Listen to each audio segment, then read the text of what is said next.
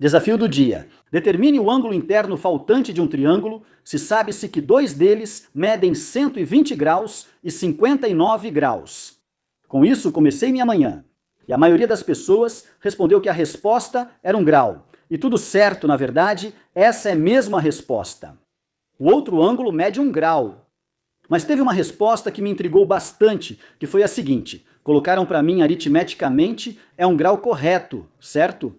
Mas depois colocou, mas não é possível que tal triângulo possa ser formado. Na verdade, como falei, isso me intrigou muito, pois não foi a única pessoa a dizer isso. Houve outras pessoas que comentaram que de fato não podemos traçar um triângulo com tais ângulos. Ou seja, a ideia aqui então é possível construir um triângulo que tenha ângulos internos de 120 graus, 59 graus e 1 grau? Vamos descobrir isso. Olhem, cheguem um pouco mais perto, porque vamos fazer então algumas operações para ver se de fato é possível. Olhem, vou fazer um esboço do triângulo, estou desenhando aqui, mas não é o triângulo real, certo? Então vamos pensar que, por exemplo, este ângulo aqui é o que mede 120 graus, este aqui. Vamos pensar que este outro ângulo, vou colocar aqui, é o que mede 59 graus. E então, esse outro ângulo será o que mede 1 grau. Ok, agora vamos supor, por exemplo, que este lado aqui, este que está aqui, vamos dizer que mede, vamos colocar 10 centímetros, ok? Ou 10 unidades, tanto faz. Na verdade, não sabemos o tamanho desse lado, mas suponho que seja 10 centímetros, né? Posso definir a medida que quiser aqui. Porque a única condição que nós temos é que os ângulos internos sejam esses que eu marquei aqui. Então os outros dois lados precisam estar de acordo com o lado que eu estou propondo. Vou dizer que esse lado mede B, não sei quanto mede, e que esse outro lado que falta aqui mede C. Ok? Bom, esse aqui vou dizer que é meu lado, desculpe, que mede A. Agora vamos aplicar a lei dos senos. A lei dos senos basicamente me diz que se eu tenho o lado A dividido pelo seno do ângulo A, isso tem que ser igual ao lado B dividido pelo seno do ângulo B. E ao mesmo tempo, isso tem que ser igual ao lado C dividido pelo seno do ângulo C. Então, como vocês podem perceber, aqui nós já temos os ângulos, portanto, poderíamos calcular o seno, de cada um dos ângulos. Também proponho aqui um valor que, repito, pode ser qualquer um, pois dependerá do que eu escolher. Vamos começar a substituir alguns valores. Por exemplo, suponha que eu queira calcular a B, então eu já teria que mede 10. Posso calcular o seno de A, que é o seno de seu ângulo oposto, ou seja, seno de 120. Eu não tenho a B, mas eu tenho o seno de B, que nesse caso seria o seno de 59. Então vamos usar nossa calculadora para poder fazer essa operação. Ou seja, nesse momento eu estaria usando somente isso aqui. Beleza, então vamos lá, vamos substituir. Fica 10 que é A sobre o seno de A, que nesse caso a gente já tinha combinado. Que tem que ser o seno de 120 graus, tem que ser igual a B, que eu não sei qual é.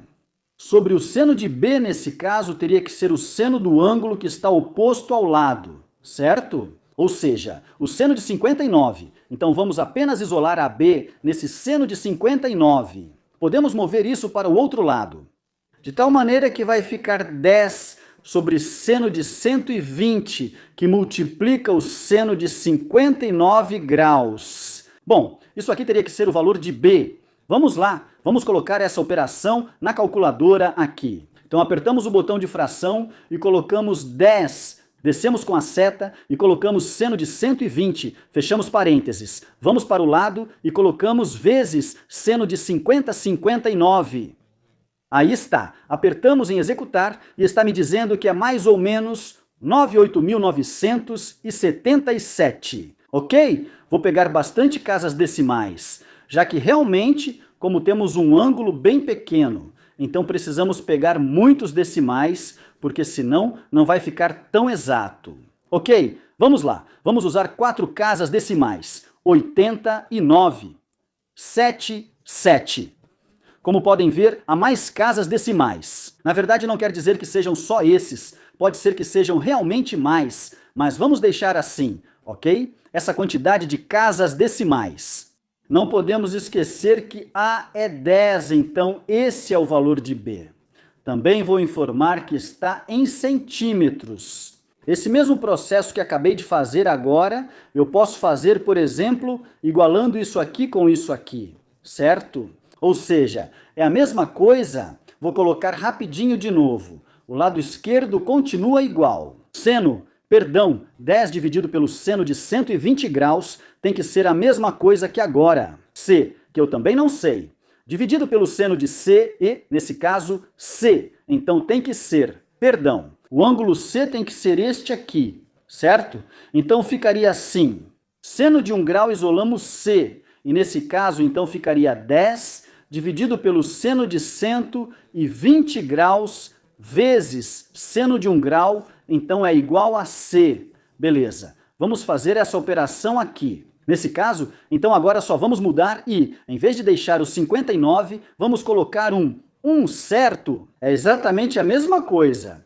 E está dando que esse lado deveria medir. Com essa medida que defini, não vamos esquecer.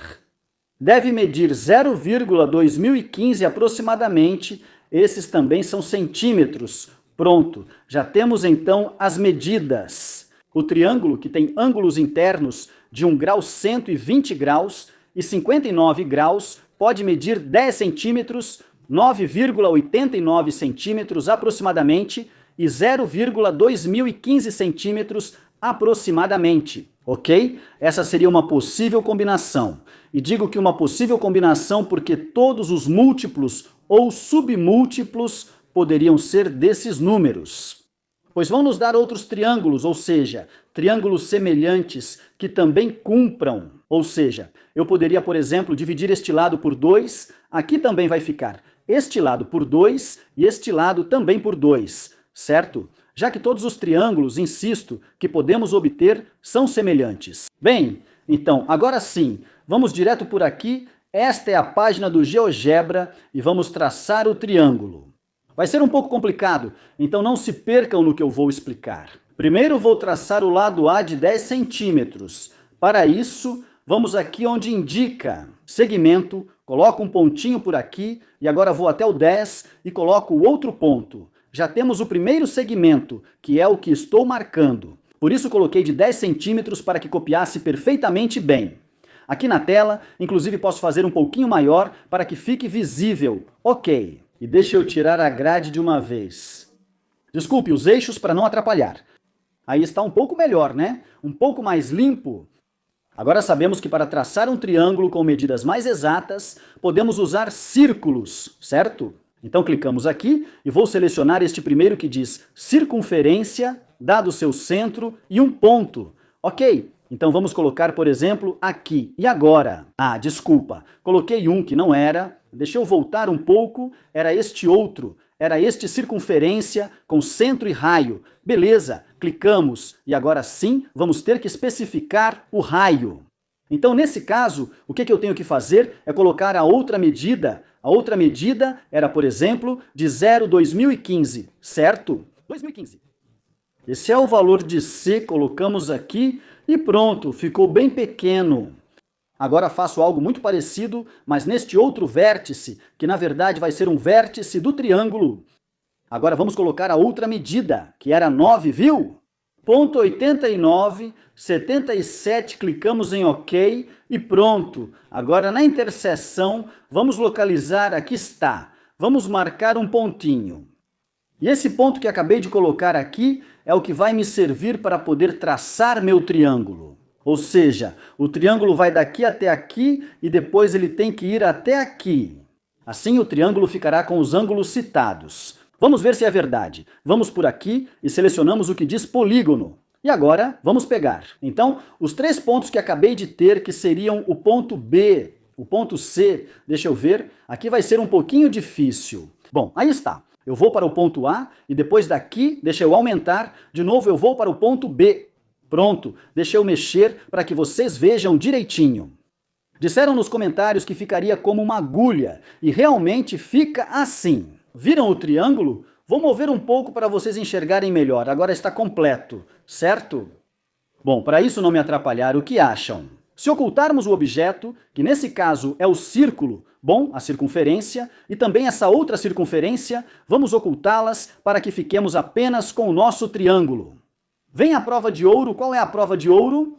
Pois, quando eu pedir para o GeoGebra me dizer quais são as medidas dos ângulos internos, elas têm que ser aquelas que a gente já tinha falado. Não, vamos ver se é verdade. Vamos aplicar aqui onde diz I. Clicamos dentro e vejam, aqui já podemos ver que de fato este ângulo aqui realmente mede um. Vamos ver o daqui. Este aqui diz que mede 120,01 e este diz que 58,99, ou seja, 59 graus.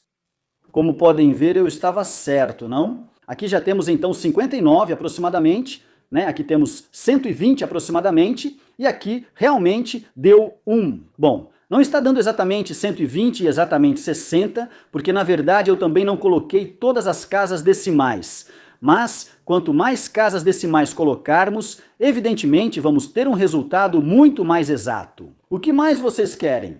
Com isso, estamos vendo que de fato foi possível construir o nosso triângulo. E então, para as pessoinhas que estavam dizendo que não dava para construir. Aqui estamos demonstrando que de fato é possível sim. Agora, se você me perguntar, podemos fazer com régua e compasso? Bem, poderíamos sim, mas a verdade é que seria bastante complicado. Como vocês podem perceber, porque a precisão que conseguimos quando usamos, bom, não tem uma régua aqui, mas quando usamos uma régua, realmente, no máximo, conseguimos uma precisão de milímetros. Como podem ver, coloquei 4 casas decimais. Isso quer dizer que estou dividindo o centímetro por 10.000. E, obviamente, eu não posso fazer isso, né? Por essa razão, então, não podemos ser tão exatos. Então, se a pessoa estava se referindo ao fato de que não podemos fazer isso fisicamente com régua e compasso, ela estava certa, com régua e compasso. Seria complicado fazer isso, a menos que usássemos um papel bem grande, com escala adequada. Não, mas se quisermos fazer aqui, diretamente no nosso caderno, não conseguiríamos, já que não poderíamos ser tão exatos com as medidas, mas que é possível fazer.